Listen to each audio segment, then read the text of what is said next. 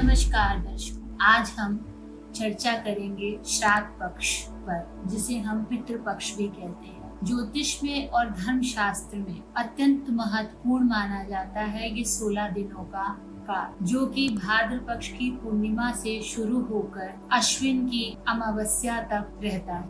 ये 16 दिनों का काल इस बार किन राशियों पर शुभ रहेगा और किन राशियों पर अशुभ, आइए जानते हैं। सबसे पहले तो हम ये जानेंगे कि इस समय पितरों का तर्पण करने से व्यक्ति को जहाँ पितृदोष से मुक्ति मिलती है, वहीं सुख संपत्ति की भी प्राप्ति होती है। 16 दिनों का यह काल इस बार 2 ग्रहण से घटित होगा, जो कि शुरू हो रहा है 7 सितंबर को मध्य रात्रि 1:41 से और अंत होगा 21 सितंबर 2025 को। इस बार पितृपक्ष की शुरुआत होगी चंद्र ग्रहण से और वहीं इसका अंत होगा सूर्य ग्रहण से। इस पितृपक्ष को हम चंद्रमा की गति के अनुसार ही इस पितृपक्ष का निर्धारण करते हैं। तो ये समय है हमारे पितरों को स्मरण करने का,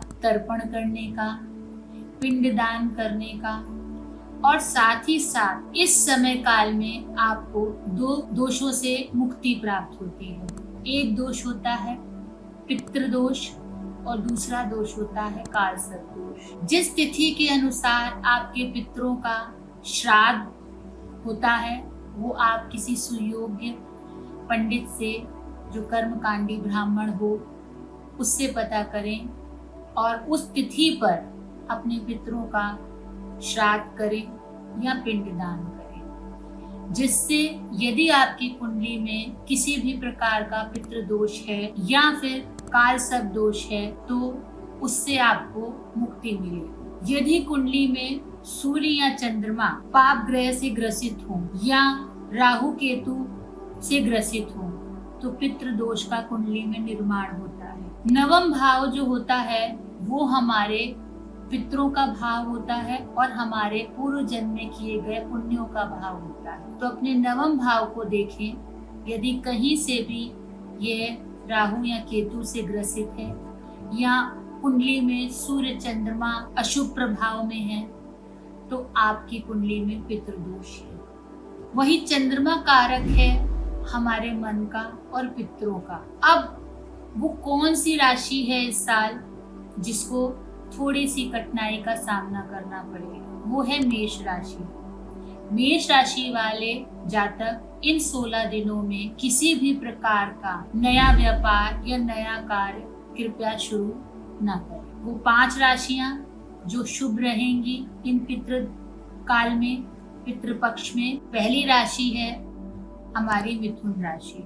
मिथुन राशि वालों के लिए आर्थिक रूप से यह काल शुभ रहेगा। वहीं कर्क राशि वालों का विदेश से जुड़ाव होगा, जिससे उन्हें काफी उनके व्यापार में, उनके कार्य क्षेत्र में वृद्धि होगी। वहीं हम बात करते हैं वृश्चिक राशि वालों की। वृश्चिक राशि वालों को अचानक से धन लाभ होने की संभावना है और धनु राशि वालों के लिए यह कार्यकाल 16 दिनों का करियर के क्षेत्र में अति उत्तम रहेगा। और आखिरी राशि हमारी है कुंभ राशि। कुंभ राशि वालों के लिए यह काल सुख सुविधाओं से भरा हुआ आएगा। तो जहाँ हम होली मनाते हैं, दिवाली मनाते हैं, हमारे हिंदू धर्म के मुख्य त्योहार मनाते हैं, तो आप लोगों से ये प्रार्थना है हमारी कि 16 दिनों के इस काल में अपने पूर्वजों को, अपने पितरों को याद कीजिए। इस समय में किसी भी प्रकार का नया कार्य, शुभ कार्य अथवा यहाँ तक कि नए कपड़े खरीदना, किसी भी तरीके की नई वस्तुओं का खरीदना शुभ नहीं माना जाता है। तो पूरे साल में 365 दिन होते हैं, मात्र 16 दिन का ये काल है।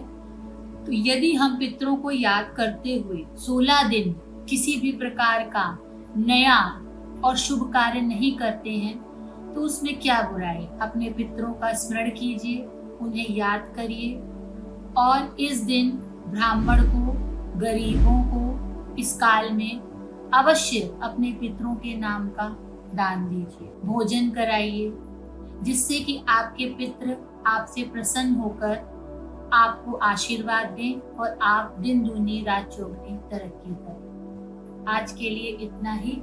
जय श्री महाकाल।